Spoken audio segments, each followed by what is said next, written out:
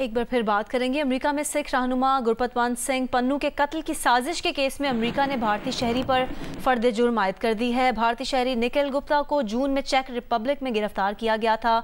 निखिल गुप्ता को अभी अमेरिका मुंतकिल नहीं किया गया है। इसी पर बात करने के लिए हमारे साथ टेलीफोन लाइन पर मौजूद हैं माहिर सिक्योरिटी उमूर डॉक्टर कमर चीमा। डॉक्टर कमर चीमा साहब, बहुत शुक्रिया आपने जियो न्यूज़ के लिए वक्त निकाला।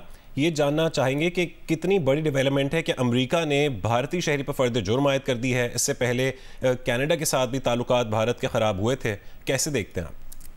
देखिए जी, इम्पोर्टेंट चीज यह है कि अमेरिका ने बगैर सियासी बयान दिए इंडिया को वो नुकसान पहुंचाया है जिसको वो अनडू नहीं कर सकते। सो उन्होंने अपनी कोर्ट्स के जरिए जो है वो इंडिया को बेनकाब किया, पहला पॉइंट। दूसरा पॉइंट इसमें समझने के लिए ये है कि थोड़ा अर्सा पहले ही कतर ने 8 इंडियन नेवल ऑफिसर्स को जो है वो सजाए मौत दी। उससे पहले अगर आपको याद हो, कुछ अर्सा पहले पाकिस्तान ने कुलभूषण यादव को पकड़ा। अभी हाल ही में कनाडा ने ये कहा है कि इंडिया जो है वो कनाडा के अंदर रियासती दहशतगर्दी करवा रहा है। क्वेश्चन ये इमर्ज होता है कि अमेरिका जो इंडियन जो डीप स्टेट है, जिसको national security adviser Ajit Doval साहब जो लीड कर रहे हैं, वो बेसिकली उनकी हिट स्क्वाड है पूरी दुनिया के अंदर। उससे पहले अगर आपको याद हो कि यूरोपियन यूनियन ने ये कह दिया कि इंडिया जो है वो चर्चेस को क्यों जला रहा है मणिपुर के अंदर। मुझे इस चीज की समझ अभी तक नहीं आ रही कि इंटरनेशनल कम्युनिटी क्यों टॉलरेट कर रही है भारत को, और क्यों टॉलरेट कर रही है। एक तरफ अमेरिका का अपना जो रिलीजियस फ्रीडम जो इंडेक्स है, उसमें वो कहते हैं कि इंडिया की जो पोजीशन है वो बहुत ज्यादा कंप्रोमाइज हुई है। हमें यहाँ पे पाकिस्तान तो पूरी दुनिया को ये कह रहा था कि इंडिया जो है वो state sponsoring of terrorism involve है, मुसलसल दहशतगर्दी को स्पॉन्सर कर रहा है खित्ते के अंदर, साउथ एशिया के अंदर। तो आपने जो देखा वो देखा, हमारे पास जो हुआ यहाँ पे, पाकिस्तान को देख लें, श्रीलंका को देख लें, नेपाल को, भूटान को, बांग्लादेश में वो क्या करते रहे, और अभी वो फर्स्ट वर्ल्ड में चले गए हैं। मैं समझता हूँ कि फर्स्ट वर्ल्ड इंतहाई पेशेंस दिखा रही है। ये मौका है कि बर्लिन हो, पेरिस हो, लंदन हो, टोरंटो हो, उसके बाद वॉशिंगटन हो, उनको एक्शन लेना है। अदरवाइज एक तरफ इंडिया कहता है जी हम तो थर्ड वर्ल्ड के चैंपियन हैं, हम ग्लोबल साउथ के चैंपियन हैं। इंडिया कंप्लीटली एक्सपोज हो चुका है। कतर ने अलहदा एक्सपोज किया है, कनाडा ने अलहदा किया है, अमेरिका ने अलहदा किया है। और मैं समझता हूं कि ये एक इंतहाई धचका लगा है नरेंद्र मोदी की सिक्योरिटी पॉलिसी को। अभी इलेक्शंस होने वाले हैं इंडिया के अंदर, और मेरा ख्याल है कि अवाम को सवाल पूछना चाहिए नरेंद्र मोदी से कि क्या उनकी पॉलिसी ये है कि वो अमेरिका और यूरोप में और कनाडा में दहशतगर्दी करवाएंगे। इससे पहले अगर आपको याद हो, अभी हाल ही में अमेरिकी सदर जो बाइडेन आए थे, तो मैं तो ये जानना चाहता हूं कि क्या अमेरिका ने सिर्फ जो है वो पेशेंस में इन्वेस्ट करना है इंडिया पे। एक तरफ वो कहते हैं जी कि इंडिया जो है वो चाइना का मुकाबला करेगा। इंडिया तो एक इलिबरल अथॉरिटेरियन कंट्री के तौर पे, ऐसे तो चाइना जो कि अमेरिका का इस वक्त वर्स्ट एनिमी है, वो भी नहीं कर रहा कि वो अमेरिका के अंदर या कनाडा के अंदर अमेरिकी शहरियों को जो है वो मारे।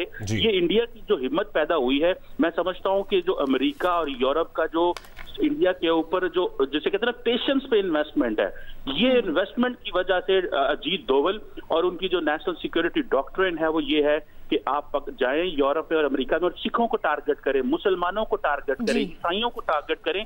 ये साबित हो गया कि ये एक हिंदू राष्ट्र है, और नरेंद्र मोदी ने 10 सालों में इसको हिंदू स्टेट बनाने में कोई कमी नहीं छोड़ी। और इंडिया के अंदर या मुसलमान टारगेट होगा, या उनकी मस्जिदें टारगेट होंगी, सिख टारगेट होंगे, ईसाई टारगेट होंगे।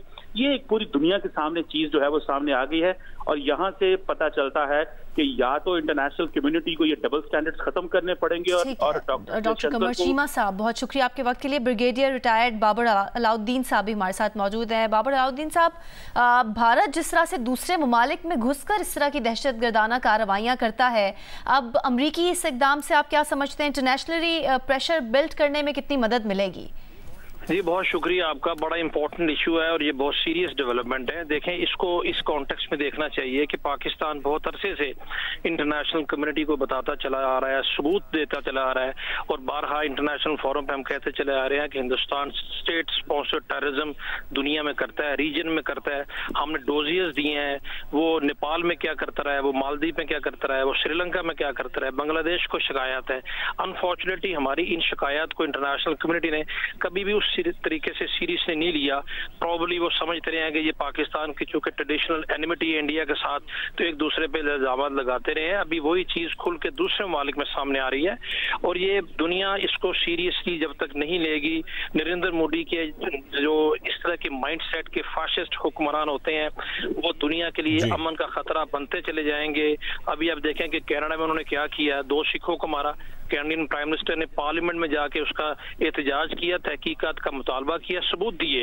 इसी तरह के हमें खदशात ब्रिटेन में सिविल सोसाइटी की तरफ से देखने को सुनने को मिल रहे हैं। अभी अमेरिका में बहुत सीरियस डेवलपमेंट है। अमेरिका को देखना पड़ेगा कि हिंदुस्तान इस तरह का स्टेट टेररिज्म उसके मुल्क में जाके कर रहा है, उसके बोनाफाइड सिटीजन को टारगेट करने की कोशिश कर रहा है। और ये टारगेट सिर्फ कुछ धमकियों की हद तक नहीं है। अगर वो उन शहरियों को अमरीकी मुतनबे ना कर दे तो अभी तक शायद ये दोनों शहरी मारे जा चुके होते।